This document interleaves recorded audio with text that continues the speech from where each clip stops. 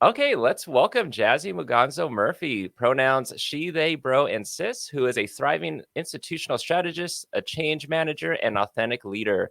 A proud third-generation Sacramentan, Jazzie knows the power in lifting as you climb and strives to always center humanity at the core of her work.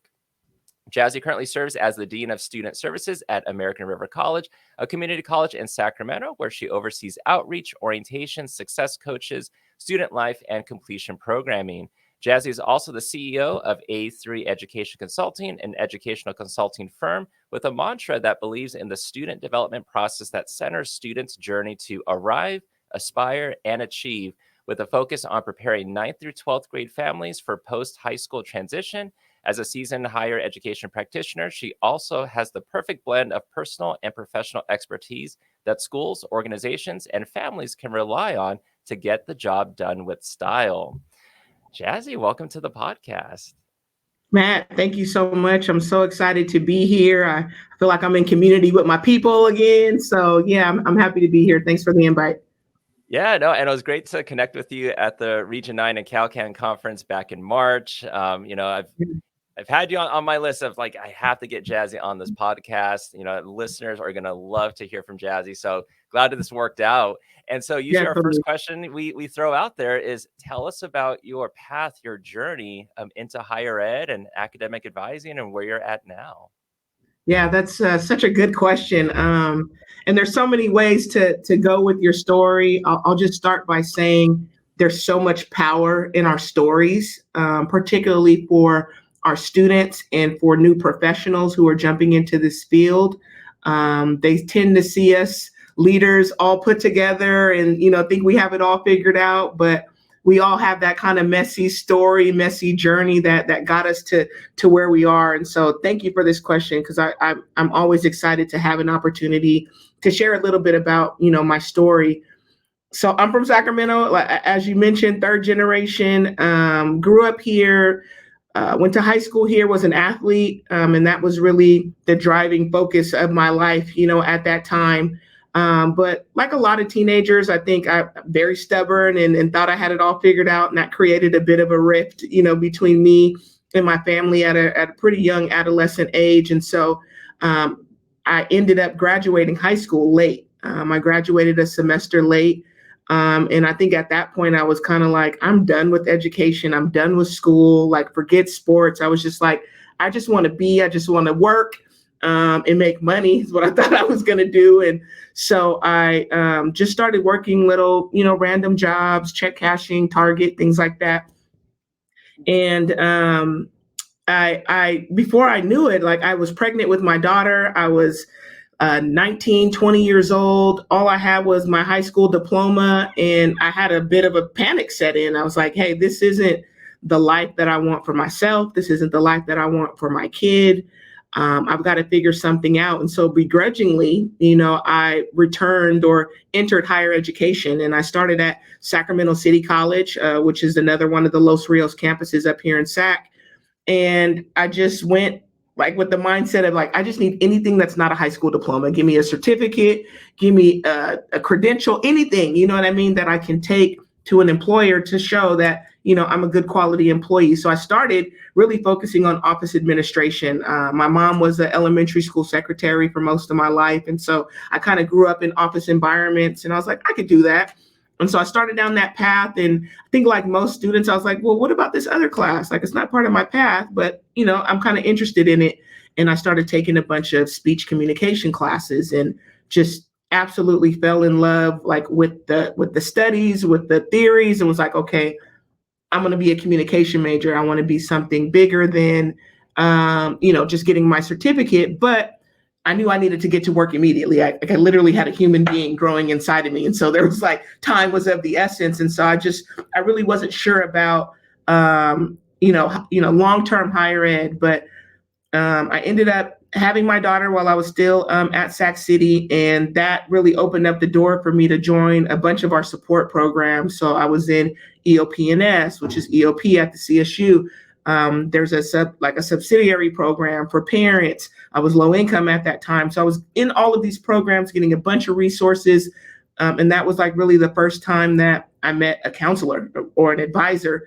And he sat me down as we do, and looked at my transcript and was like, "You've got a lot going on here. Like, what do you want to do?" I was like, I need to get to work as soon as possible.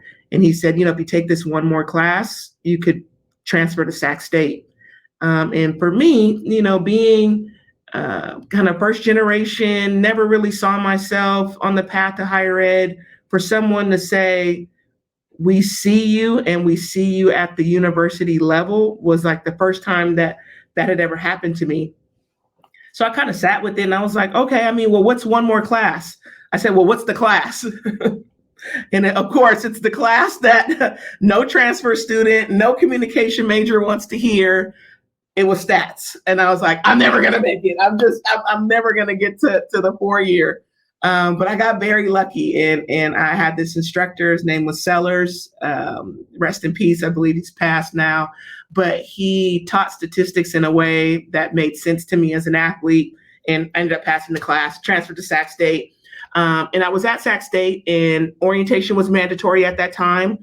And I'm sitting there, and there are all these student leaders introducing themselves to us, like maybe 50 student leaders up there, high energy, just fired up about the campus. And I said at that moment, like, I'm going to get that job. Like, I don't know what that job is, but I like it. I want to help people. I like to talk. I got good energy. Like, I want to figure out how to get that job. And so that's what I did. I started at Sac State, working in the financial aid office, because, as you know, summer orientation only happens in the summer. So I needed to do something before. I started working in the financial aid office, which was phenomenal. Just great experience. And I felt like it was that one piece that nobody really understood. It was super complicated. It kind of felt like the work happened behind the curtain. And I just wanted to know more about it and kind of be a resource to other students who were like me, that were trying to figure out how to finance this thing. And so I did that for my first year at Sac State. And that summer, I became an orientation leader. And again, just one of those destiny points in my life that positioned me to move forward in higher ed. So I was an orientation leader that first summer, absolutely loved it, just oriented thousands of students, met parents, but I also got to meet like really cool people that worked at the college. So I was meeting advisors, I was meeting directors of advising, vice presidents of student affairs, like positions I'd never heard of, and people that were doing really cool work. And I was like, wait, you guys are getting paid to do this? Like, what job is this? Like, what is this? And that was the first time I heard about higher education. Like, you can work in higher ed, you can focus on student affairs, you can get a master's degree in leadership if you want. And it just it blew my mind. And I was like, that's what I want to do. So I was still doing the communication thing, and my concentration is PR. And so it was still kind of related because, I'm publicizing the university to the public. My senior year at Sac State, I became an admissions and outreach counselor. So now I'm in the high schools, I'm at other community colleges, really talking to students about the school that I go to in the city that I'm from. I thought it was like the easiest job ever. I was like, I can't believe they're paying people to do this. But I loved it. And it gave me a different insight into how students prepare to enter higher education, what they think about it, how intimidating it can be, how complex it can be. And I just was like, okay, so now I got the admissions, I got the financial aid, I got the orientation. Like, I'm a walking, talking package right now. I could really help somebody change their life. And that's really what I believe about higher ed. Is like, it's the life-changing business. Like, you tell someone they can get into college, or they're going to graduate from college, or they have enough money for college. Like, those are life-changing pieces of information. And so I just felt very fortunate to step into this work, and having that mindset and that mentorship, because during that time, the director of advising at Sac State, shout out to Beth Merritt Miller, I love you, I hope you're listening, really started mentoring me into this work of higher ed and what it means. And as I was about to graduate with undergrad, she said, you need to go to grad school. And again, this is the kid who was like, I don't really want to go to school. I just need this certificate. And now to be, crossing that stage with my bachelor's degree and thinking about graduate school, again, was just something I could never have imagined for myself. But I, like good mentees do, I took that advice and jumped into a graduate program at Sac State in higher education leadership, and solidified the pieces in my toolbox that I needed, I think, to step into an administrative role. I had never considered, being a leader in higher ed, but the more I started thinking about it, was like, I have all of this information, but what about the students who don't meet with me? Like, there are other people doing this work who need this information, who don't have it.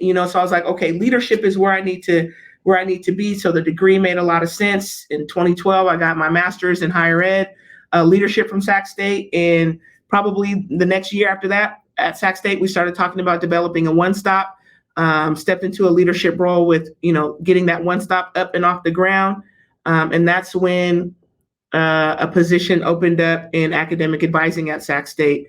It was an associate director position. I didn't think that I was qualified for it, but again, I was like, I have all this knowledge that I want to share and give to other folks. Like, this is the time. I got the degree. Like, this is the time. So took a leap of faith, betted on myself. It ended up working out. I secured that position and felt like, okay, now I'm a manager and I'll have this time to learn from other managers around me. My director at that time, who was in that position, I was really looking forward to just learning from him. And then like 5 months later, he was like, hey, so Jazzie, I got a new job and I'm out. I was like, what? Okay. Best wishes to you. Not sure what that's going to mean for me, but I was a little panicked, and my AVP came in and she met with me along with my director at the time. And they said, we want you to step into this interim director role. We think you have what it takes. And I was just like, imposter syndrome, like to the max. I was like, I don't know, guys. I had never been a professional advisor at that point, had only done orientation and some peripheral type stuff. But the work was leadership, and it was important. And I knew about the impact of having advisors who understood financial aid, who understood how students are arriving, to the college. And, they bet on me. I took that another leap and stepped into that director position, which is where I stayed at Sac State for about 5.5 years as the director for academic advising, and just worked with some amazing leaders, amazing advisors who were student focused, student centered, just very creative thinkers.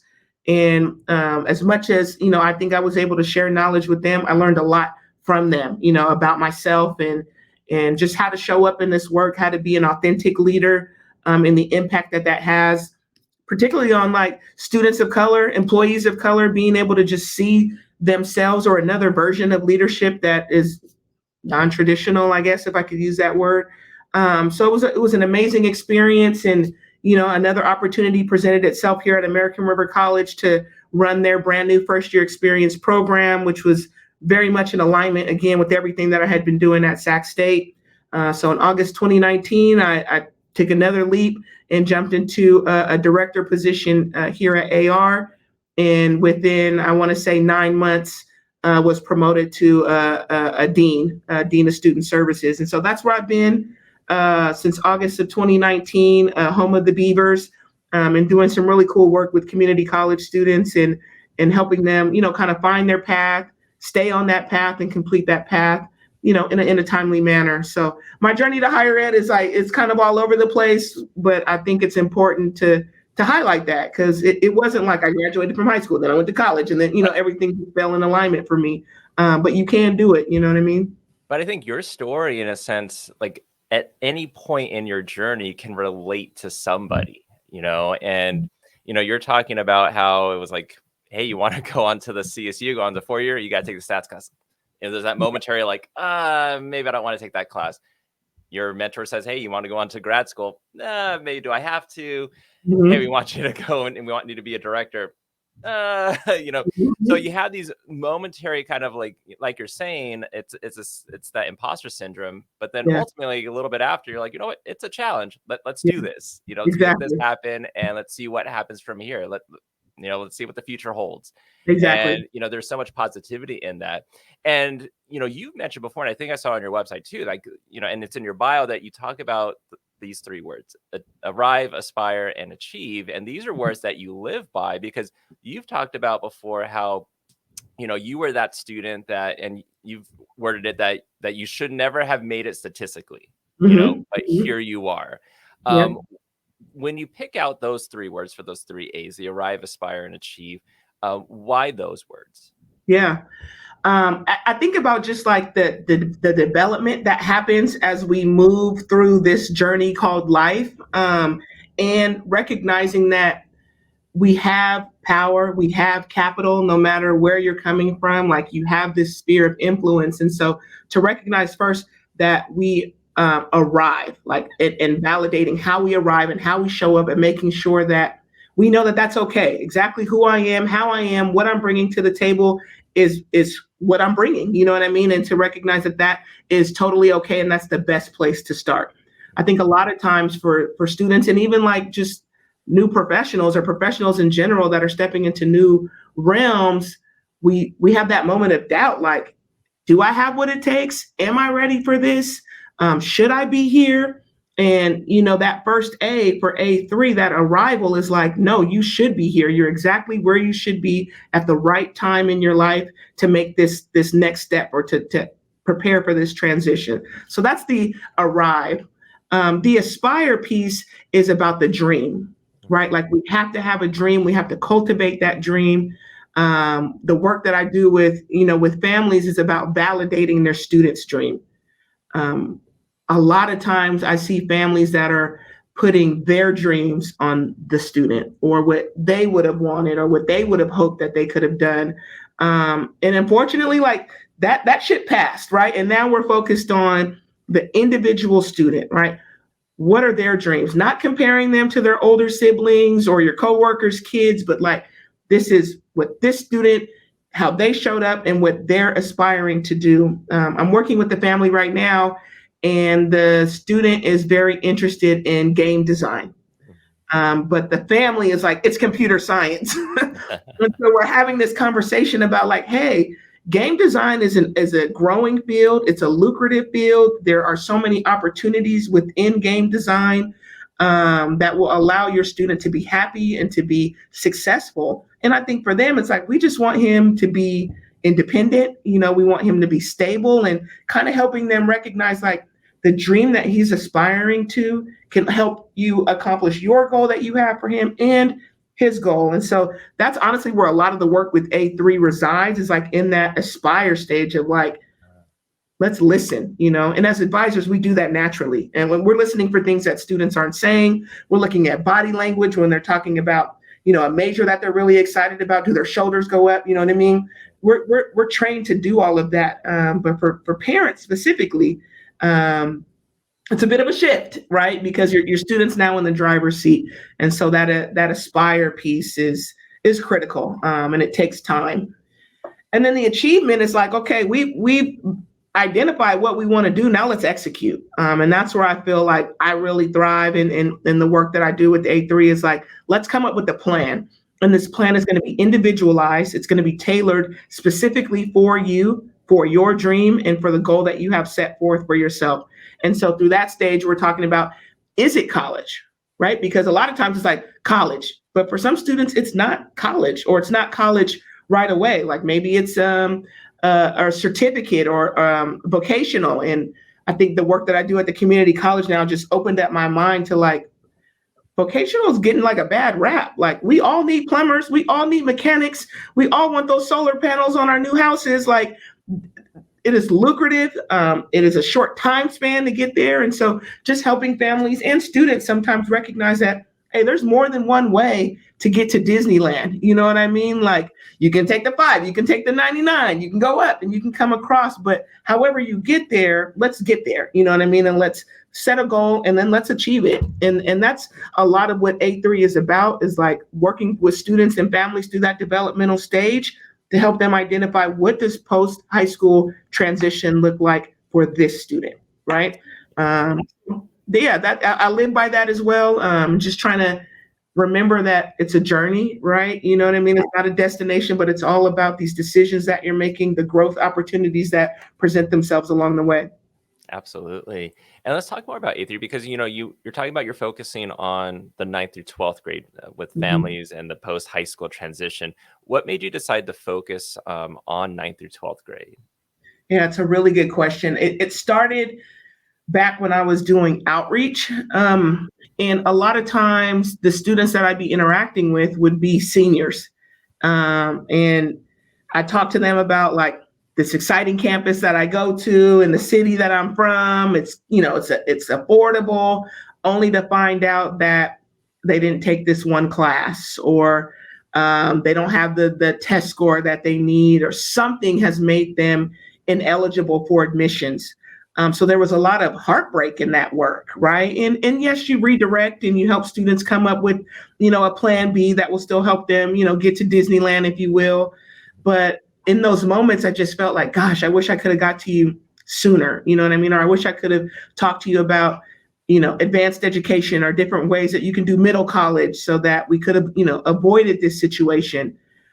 And then that was coupled with having very similar conversations with families about, like, hey, I've been telling my kid, all they got to do is get good grades and graduate, and I will help them get to the college of their dream. But I didn't know the college of their dream was going to cost me $40,000, $30,000. I didn't know that, they were going to be considered an out-of-state resident, and then that was going to, cause our family to incur additional costs. And so there was heartbreak on that side that I saw, right? Of like, damn, I told my kid to do X, Y, and Z. They did it. And now I can't hold up my end of the bargain. And as a parent myself, it's one of the most heartbreaking things that you can go through, is to feel like you've let your kid down, when they've done everything that you've told them to do. So I thought there's an opportunity to talk with families about, like, hey, here's how college works. If that's the goal, here's how you plan. Here's how financial aid works, what financial aid is looking at, so that, we're working in tandem. And the earlier we can do that, right? Not senior year, not junior year, which particularly for communities of color, that's when they start thinking about it. It's like, all right, this is your senior year. Yep. Where do you want to go to college? And it's like, hey, senior year, we're really only looking at one semester, if that, to make these decisions. And so it's really everything that happened before. And so, just hearing families and students say, like, oh, my freshman year doesn't count, or like, I didn't really need that class. I said I didn't need it. It didn't have to be college prep, or, whatever the story was that led them to potentially being ineligible. I wanted to get ahead of that. And I thought, okay, freshman year is a good time to start that conversation. Maybe not to go all the way through the 3 stages, but we can at least start talking about who you are, what you're interested in, what gets you excited in the morning, what world problem do you want to resolve, and start some of that, like, major and career exploration early. Help the parents kind of hear it and see it early, so that as we move through those formative, secondary years, we're really just refining and strengthening, what that student's aspirations are. And then, just as well as I do, once we hit, junior year, late junior, senior year, we are in execution mode. We're at campus tours at the right campuses, right? Not like, my kid wants to go to 15 colleges, and so I need $3,000 in application fees. But we've done, a lot of that work early on, at a time where I think developmentally, the families and the students are ready to talk about what the next transition is going to be. Yeah, but I used to hear that a lot when I worked in admissions, and I used to either go recruit at schools or meet with students or talk to them on the phone as I'm reviewing their transcripts. Right. And I would hear that too, about like, oh, the 9th grade doesn't count. My freshman year doesn't count. And I'm like, no, it does. Like, we have A through G requirements that we look at. We are looking at your 9th grade in terms of those classes. Do you have your English class? Do you have your math? Are you meeting these admission entry requirements? And like, Exactly. oh, but I was told that it didn't. And some of them had to go and make them up during summer classes, or take like an extra 7th period to make up for 9th grade, because they had come in with that assumption that they had heard from other people that it didn't count. And I'm like, I don't know where you're hearing this from, but someone's telling you. Exactly. Or even, some of the work that I do now is like, hey, forget repeating it at your high school. Let's get you into the college level course at the community college, satisfy that requirement, earn you some college credit under your belt at the same time. And it's probably going to be free. Like, those are the types of nuggets that families need early. Yeah. And then if you end up transferring to a 4-year school, then hey, that class is already going to possibly be counting for a requirement. Exactly. And that's the magic of advising, right? It's like, we're going to do this, we're going to put this together with this, and get you there. Absolutely. So I want to kind of go back to when you were a student, because you were mentioning, like, when you were transferring, it was like, hey, take this one extra course, take the stats class. But what was your transfer experience like, going from Sac State or Sacramento City College to Sac State? I think I had that transfer shock, that most transfer students experience, definitely imposter syndrome. I felt prepared. I felt comfortable at Sac City. I was doing well. It was just a very comfortable, it's like a blanket, nice warm blanket wrapped around, covered my whole body. To now, I was going to be stepping into an environment that was a little unfamiliar.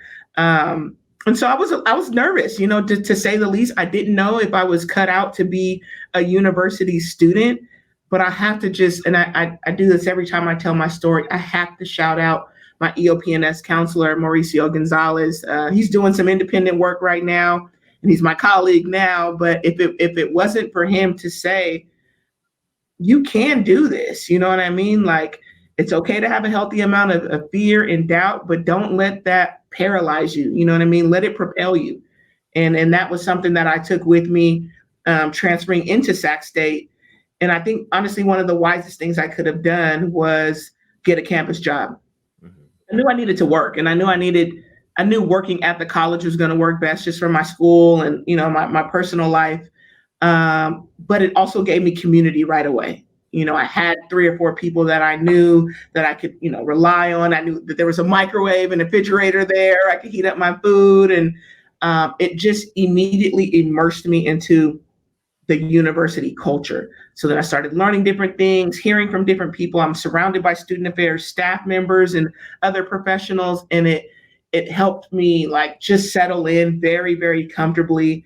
And it was a nice transition, all things considering, figuring out new portals and deadlines and all of that, of course, was a challenge. But knowing that, my EOP&S counselor, he's believing in me. He's counting on me to, go over here and do good things.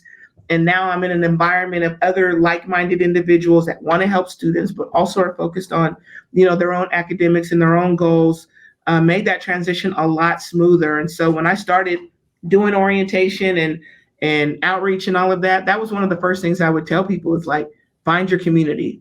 If you don't know what you're interested in, get a job on campus. That'll be the first way to meet friends, to meet people. My first day at Sac State, I met people because I was working, you know what I mean? And so I had the transfer shock, but my transition was a lot smoother because of, the support that I had and some of those decisions I made early on to just get connected right away.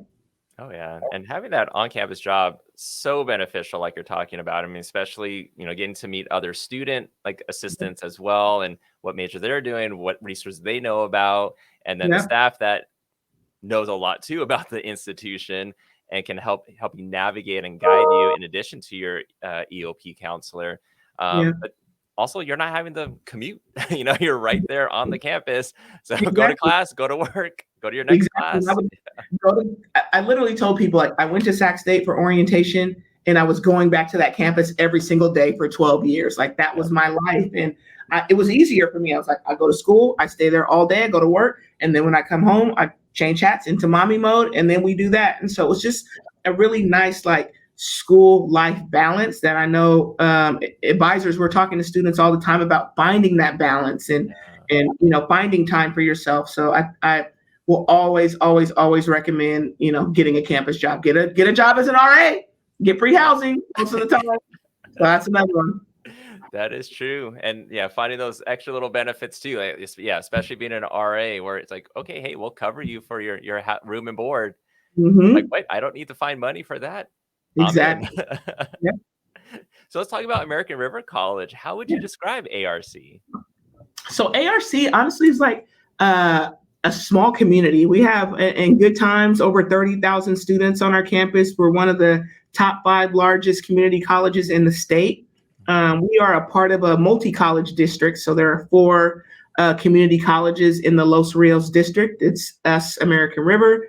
And we also have Cosumnes River, Folsom Lake, and then Sacramento City College. So it's kind of a full circle thing that I work here, knowing I started at Sac City, but it's a great place to learn.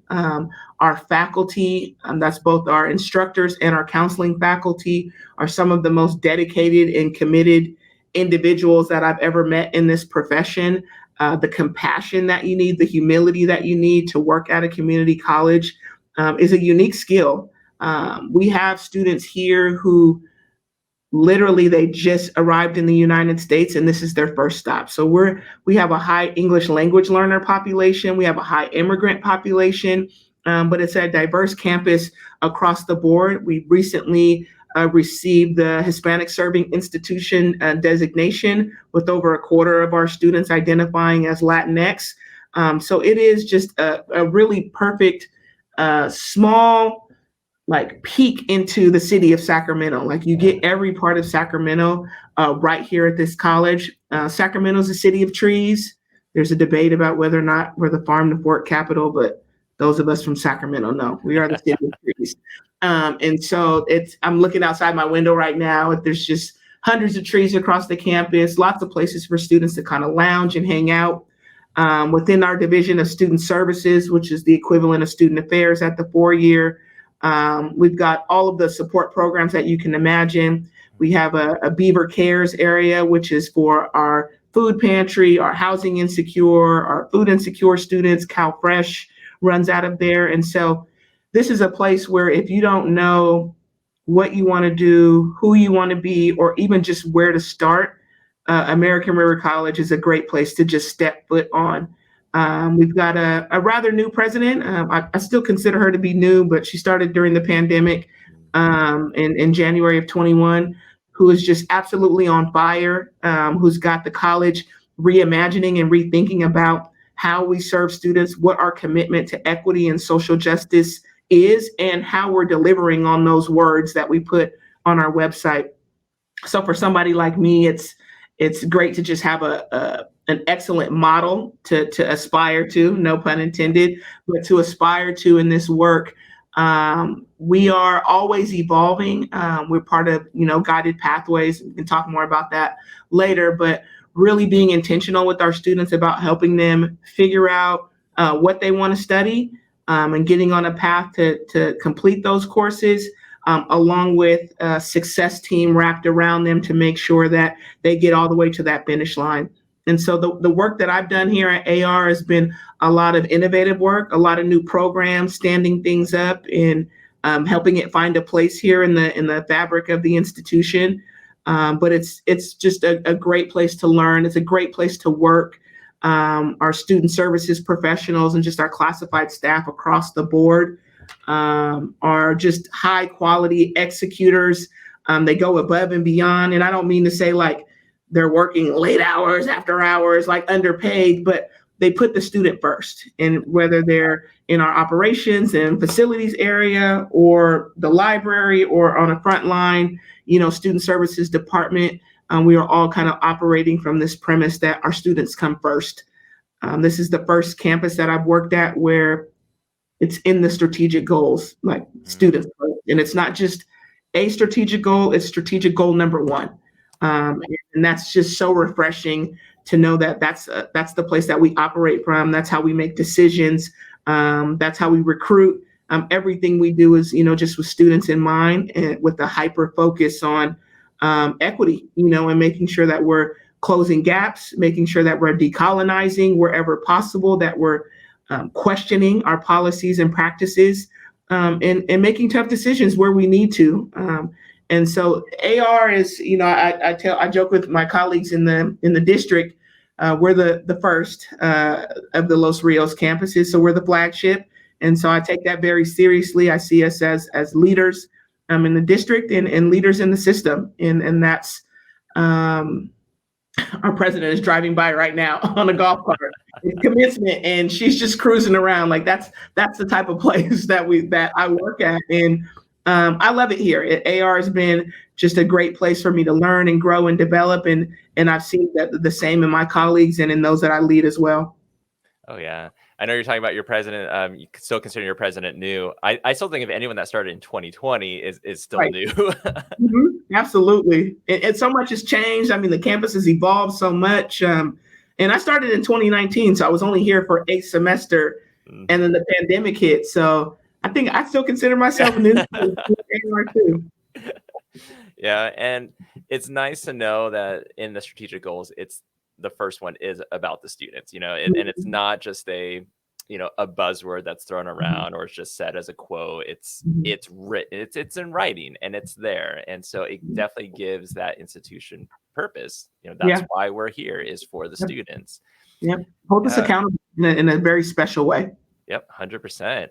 And you're the dean of student services. So, what does your role entail? What's your day-to-day like? Yeah, good question. I never thought I would be a dean. I think when I thought about deans, I was like, oh no, no, no, no, no, that's not what I'm trying to be. But that's leadership, and that's how it works. Like you evolve into these roles where you have this really special opportunity to lift as you climb. You know what I mean? And my leadership style is authentic leadership, but it's also very much servant leadership. And so I have this unique opportunity to lead probably about 25 individuals, from students to temporary staff. Those are kind of like our part-timers, all the way to full-time classified staff professionals.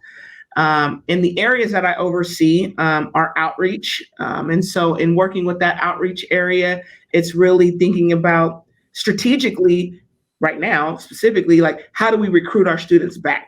At the community colleges, we've lost so many students during the pandemic.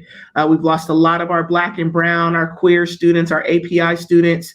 And so how are we focusing our efforts strategically to recruit our students back? So a big part of my job is thinking about what our strategic plans are going to be, what our strategic goals are going to be. I very much still use the SMART goal format and template that, when I was an advisor, we did with students to drive our efforts, to keep us grounded, to keep us centered on, the goal in mind. So I do a lot of strategic planning. I also oversee our home-based pathway communities, which are basically our completion programs designed to help students accomplish their goals. I guess it's worth saying, and I think people know it, but no one really wants to say it out loud. There are only about 2% of students that graduate or transfer in 2 years. And so we've got a tremendous amount of work to do to address that inequity, and it's inequity across the board, but to address that. And so I'm looking at data, on a regular basis, whether that's performance data, enrollment data, how our students are progressing, utilizing different software and platforms to help me do that. And that drives a lot of the decisions that we make. If I think about like our completion programs, our home bases, I want to know, how are our Black and Brown students in those majors performing, progressing? I want to know how our students who are on probation are experiencing academic difficulty. How are they rebounding? What resources are we providing to them? And are they utilizing them? Are they effective? So it's a lot of that as well, like just goal setting, but using the data to drive a lot of those goals and a lot of the decisions that I have to make.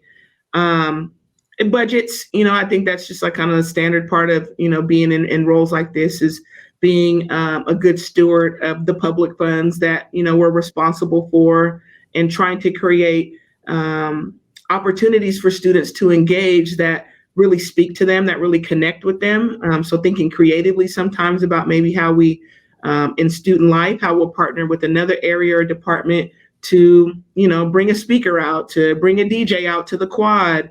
Right now I'm working with this balloon artist. Like, I need that guy out here making balloon animals and stuff with students, to remind them that college is fun. And I think that's gotten lost in the pandemic, particularly with a lot of online courses, is there's this whole student life component that is so valuable, but is kind of like faded to black a little bit during the pandemic that now we're trying to climb out of. And so, using our financial resources to do some of that work, collaborating with other departments or our sister campuses to put programming together that speaks to students' interests, speaks to their identity, speaks to their career and goal interests, and again, just kind of makes college fun again, is something that I get to do in this work. I operate like with a team mentality. I can only think about so many things, and I only have so many experiences. So within my management team, which is one of our supervisors, my administrative assistant, and now our clerk, is kind of putting our heads together to make sure that, our personnel is we don't have vacancies, that we have the supplies that we need, that we are taking kind of the vision of the institution and figuring out how to apply that to the work that we're doing, how to keep folks motivated and connected, is another big part of things that I have to do. Yeah, it seems like the work's cut out for you though, especially because coming out of the pandemic, as you were saying, a lot of that student engagement pieces, like the workshops, um, the celebrations, all of that kind of just, in a sense, went to the wayside. And it's like, well, we Yeah. can't do it in person, so have something online, and hopefully Mhm. that makes up for it.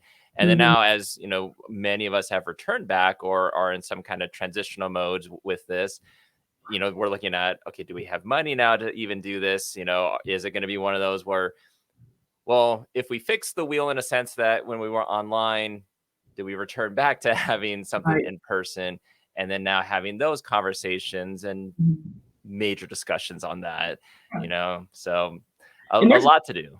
there's good space to, like, Mhm. yes, we want to return back, but we want to return, at least at AR, we want to return back better. Yeah. We don't want to return back to the way we were doing things before. Like, yes, we want an in-person graduation, but how do we go 2.0?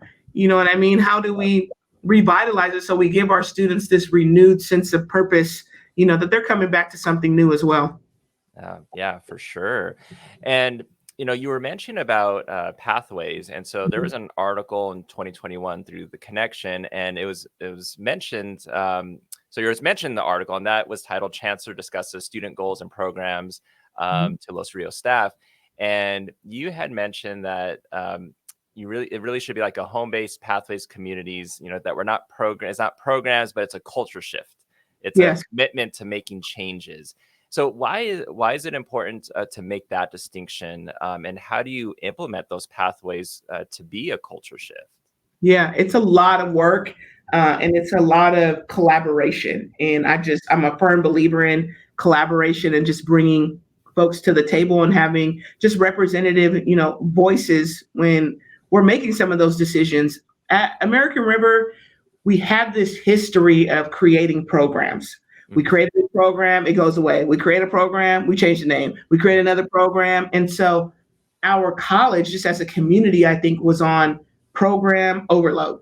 Too Mm. many programs, there wasn't a lot of distinction between the programs. And so there was just this tension that was being built up between programs. And then you introduce home-based pathway communities, and people are immediately were like, oh my God, it's another, here we go again, another program. But really what we're focused on, our goals are very simple with the home bases. We want to connect students to people, programs, and services. If they're not already connected to someone or something at the college, we want home bases to be that for them. I think we all know Tinto's research. We all know about the impact of being connected to someone or something, and how that impacts success, persistence, retention, and all of that. So it's a very simple, goal is like, we want to make sure that students are connected to people, programs, and services. Mhm. We also want to make sure that we're facilitating their timely progress, to degree, and in doing that, immediately we're not a program, you know what I mean? Because we are talking about how we make sure that students don't fall off the beaten path, how we make sure that students stay motivated, how we celebrate their wins. And advising, we focus a lot on our students that are struggling or having challenges, as we should. But I think what happens inadvertently is we forget about those students that are just absolutely rock stars, knocking it out of the park. And so home bases gives us that opportunity to do that and facilitate that. And then also, give them a space to think about their career goals and their next steps. And so with that, to me, it was like, well, we're not a program. We're not going to go away. This is shifting the way that we do business. Every single student at this college is going to be connected to a success team, or someone at the college who knows about them and who cares about them. That's completely different than what we've been doing since the beginning of time for all students. Now we have definitely our case management programs, our categorical programs who've been doing this work for decades and just absolutely rocking it.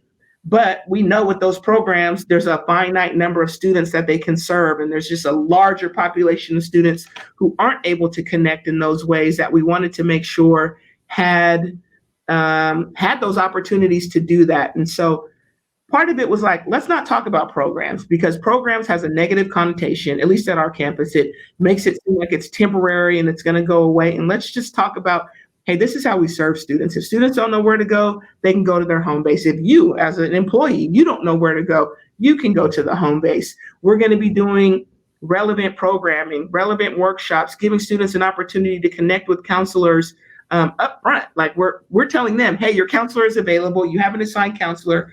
When would you like to meet with them? That's just a shift in the way that we've done business for, several decades. It's like, well, we'll just wait for them to come to us. And if they don't come to us, then there's something going on in their life. And, that's beyond our control. To now kind of stepping in this proactive space of saying, hey, Matt, you're a communication major. I'm your success coach. Come in, meet with me, talk with me. Let's make sure things are good. If they are, great. If not, you've got a sounding board or an advocate who's going to help you do that. And so that was really important when we met with the chancellor and we delivered this message to our college at convocation. Is like, this isn't a program. This is how we show up. And then with our new president coming in and doubling down on that and saying, home bases is the way that we're going to do things. And so it's kind of forced some, but reaffirmed for others that this is here to stay. This is the way that we're going to onboard students. It's the way that we orient students. It's the way that we guide them along their path and how we celebrate them at the end. And so that's why I'm still on that, mission of like, hey, we're not a program. The way we measure our success is going to look a little bit different because it's people work. It's human work, and really centering students at the core of everything that we're trying to do with home bases. We launched them virtually at a very brave time, fall 2020. We launched them through Canvas, and we didn't have to, but that team came together and we made a courageous decision, like, let's continue to push forward. If we don't, who knows where we would be. But we did, and we launched them through Canvas. And just this past February, I don't think I'll ever forget it, 2/22/22, we finally opened up the doors to our physical spaces and were able to welcome students in and kind of realize this, this vision, this dream that we had, many years ago before I even arrived at ARC. But it's exactly what you just said, that you didn't have to. Mm-hmm. But, and it kind of goes along with the idea that the word programs a lot of times has that negative connotation, because how many institutions have looked at numbers and said, oh, this number doesn't look good. We need to create a program. We need to be reactive to it. And how many of it is just for show? Because a year later, that program's gone because the person who they brought in is now left and went to some other school or some other career. And then it just dissolves. And then like, oh, well, that's not a problem now because we have this other problem that we need to fix. Yeah. And it's fatigue. It's just absolute fatigue. And, if you're not in the trenches of this work, let's just say you're an instructor, like trying to keep up with all the acronyms, the different programs, the program requirements, who's in charge, it can be very overwhelming. But, here at AR, it's a culture shift. It's the way that we're going to take care of our students. It's the way that we're going to improve on those performance metrics that we know we need to improve on. It's how we're centering equity in our work, how we're making sure that our students see themselves at this institution, see themselves in their major, see themselves, in these physical home bases is important to their development and how they transition and move through their educational journey as well. Yeah, it's so good that you're looking at that and how intentional a lot of it is, because again, kind of going back to the term program, and so many programs out there that overlap with one another and you're just doing the same work. Yeah. And it's like demoralizing and people get dejected by it. They're just like, why am I doing this if the program right next door is also doing it? And then it creates confusion. But we just say this is how this is what you can expect from us at ARC. This is the excellence that we're delivering. Yeah.